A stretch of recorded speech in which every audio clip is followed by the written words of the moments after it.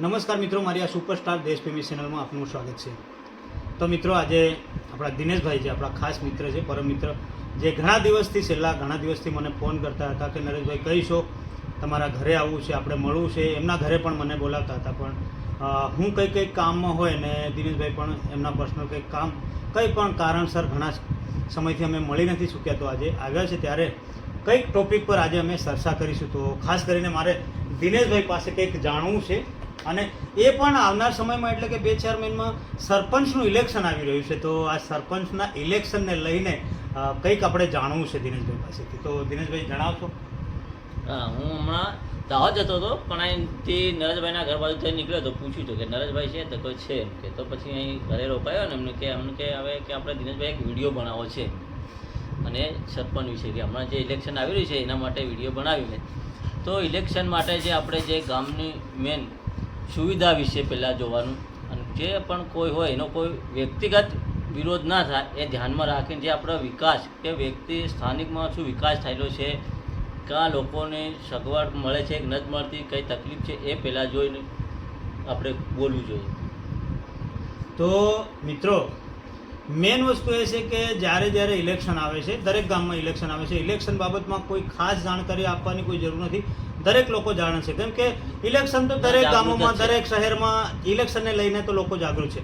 છતાં પણ અમે કહેવા માંગીએ છીએ, જ્યારે ઇલેક્શન આવે છે ત્યારે પક્ષને લઈને, ઉમેદવારને લઈને ખૂબ વિરોધ થતા હોય છે કે આ પાર્ટી આ કરે છે, તે પાર્ટી આ કરે છે. બસ પાર્ટીઓની ચર્ચા થાય ત્યારે ઉમેદવારોની પણ ચર્ચા થાય, પણ ખાસ કરીને આપણે એવું કહેવા માંગીએ કે ગામનો વિકાસ કઈ રીતે થાય છે, ગામનો વિકાસ કોણ કરી શકે છે, કેવો વ્યક્તિ હોવો જોઈએ, અને એનું સ્ટેટસ શું છે.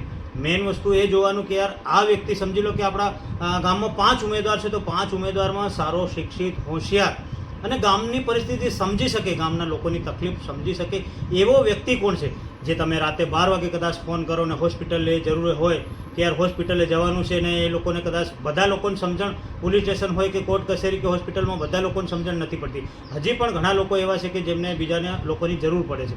ત્યારે એ વ્યક્તિ ગમે તે જગ્યાએ રાતે 12 વાગે કદાચ ના આવી શકે તો ફોન દ્વારા પણ આપણી સહાયતા કરી શકે એવા વ્યક્તિની પસંદગી કરવી જોઈએ.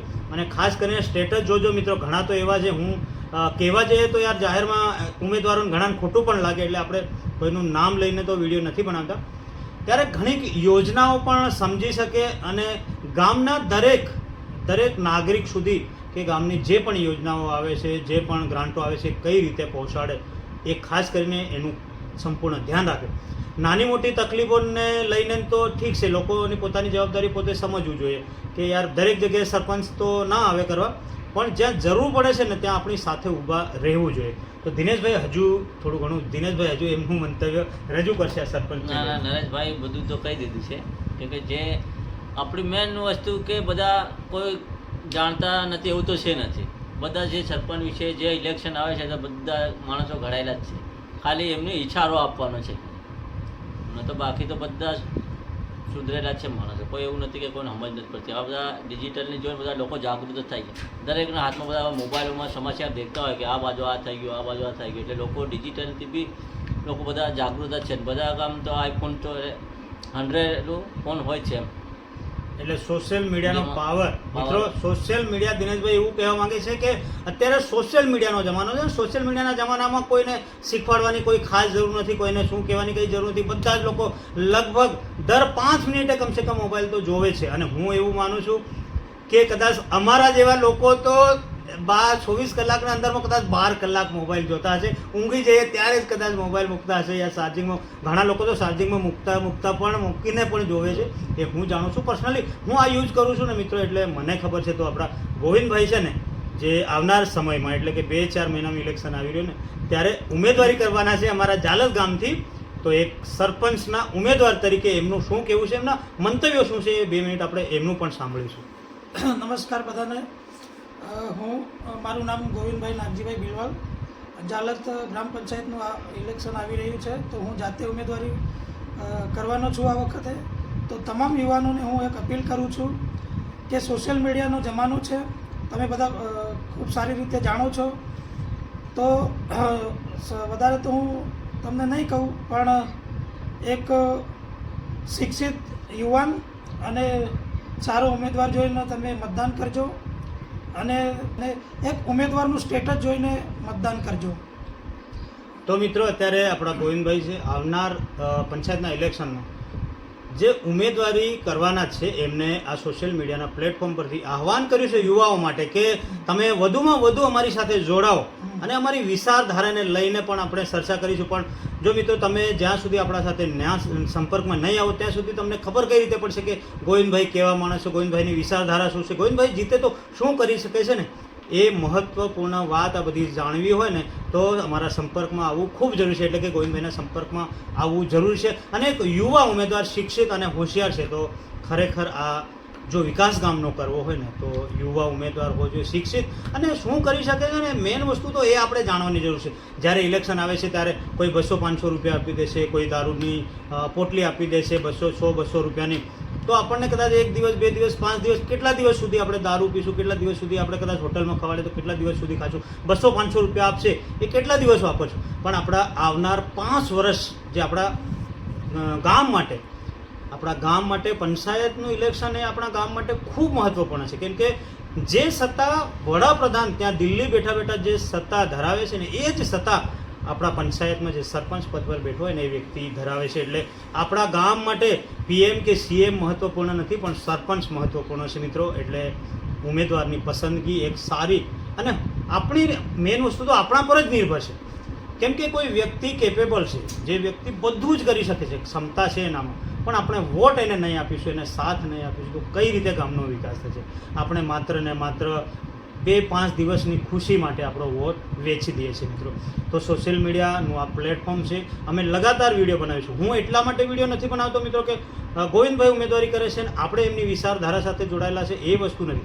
હું કેમ જોડાઈ રહ્યો છું એમની વિચારધારા સાથે એ પણ જણાવું કે મિત્રો દેખો મેં અત્યાર સુધી આપણા જાલત ગામમાં જેટલા પણ સરપંચ બન્યા છે, ખાસ કરીને હું જાલત ગામની વાત કરું છું, બીજા ગામની નથી, તો એ કંઈક ને કંઈક એમનો જ ફાયદો જોવે છે અને કંઈક ને કંઈક રીતે બસ માત્ર એમના સભ્યો એની સાથે જોડાયેલા લોકો છે ને એમનો જ ફાયદો જોવે છે.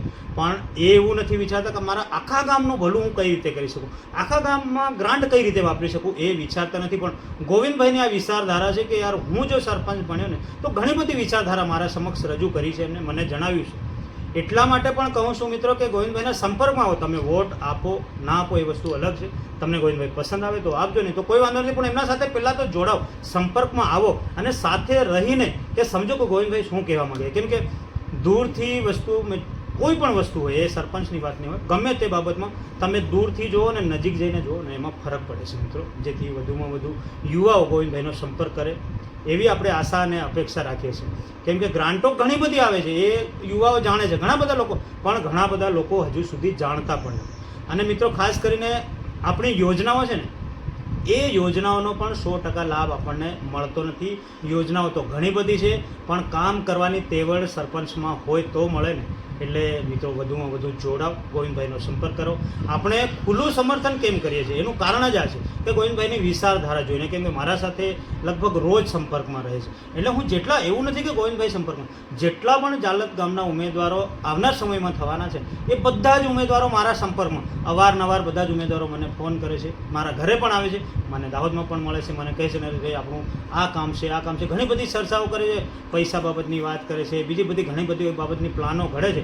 પણ મને બધા ઉમેદવારોમાં ગોવિંદભાઈની વિચારધારા સારી લાગી છે, એટલે જ હું પર્સનલી રીતે એમના સાથે જોડાયેલો છું, એમના વિચારો સાથે અને જવાબદારી. કેમ કે યુવા અને હોશિયાર લોકો અમારી સાથે જોડાયેલા છે.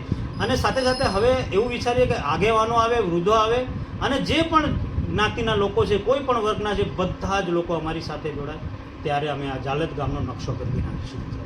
તો હજુ પણ આપણા દિનેશભાઈ 2 શબ્દો તો કહેશે પછી આપણો વિડીયો પૂરો કરીશું. ના આમાં જે તમને જે આ નરેશભાઈ બોલ્યા એમાં તમને જે કોમેન્ટમાં જરૂર લખજો કે અમારે જે બોલવામાં કંઈ હોય તો તમે જે કોમેન્ટ જણાવજો તો અમને ખબર પડશે કે તમારી મૂંઝવણ ખરેખર શું છે. હા તો મિત્રો આ એક મહત્વપૂર્ણ વાત દિનેશભાઈએ કરી છે કે તમે આ વિડીયો જોયો, તમે આખો વિડીયો જોયો પછી તમને એવું લાગ્યું કે નરેશભાઈ તમે કંઈક ગલત બોલ્યા, ગોવિંદભાઈ કંઈક ગલત બોલ્યા, દિનેશભાઈના કંઈક વિચારોમાં ભૂલ રહી ગઈ યા અમારા બોલવામાં કંઈક ભૂલ થઈ ગઈ તો કમેન્ટ કરીને જરૂરથી જણાવજો મિત્રો. તો આગળથી કદાચ અમે આ ભૂલ નહીં કરીએ.